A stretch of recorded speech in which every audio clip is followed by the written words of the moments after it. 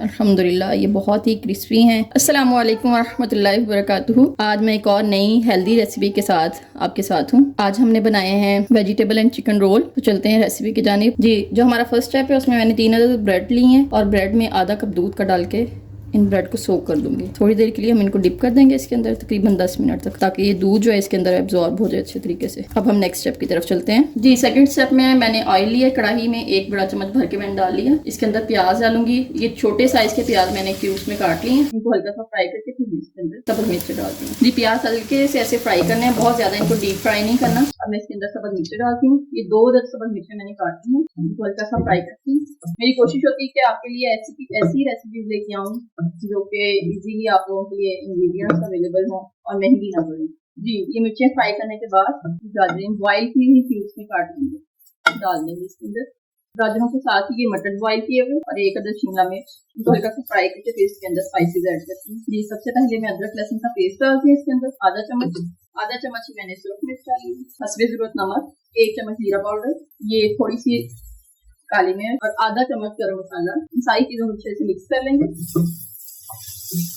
हल्का सा फ्राई करने के बाद इस स्टेप में भी यहाँ पे सूखा धनिया पाउडर डालूंगी ताकि अच्छी सी खुशबू आए। जी, मसाले फ्राई करने के बाद ये मैंने कॉर्नफ्लोर लिया है 1 चम्मच और उसको पानी के अंदर मिक्स कर लिया। इसके अंदर ये ऐड करेंगे।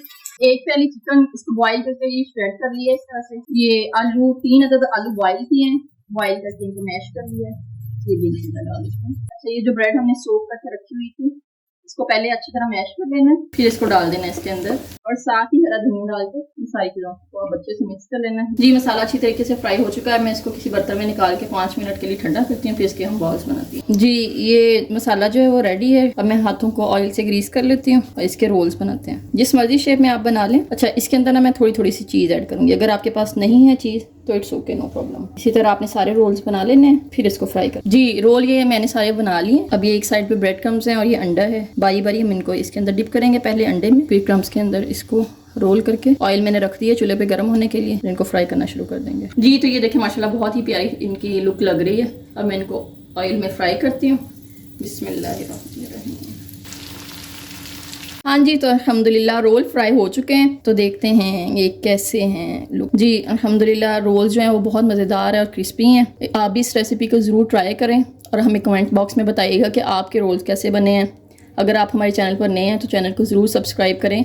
बहुत शुक्रिया। अल्लाह हाफिज़।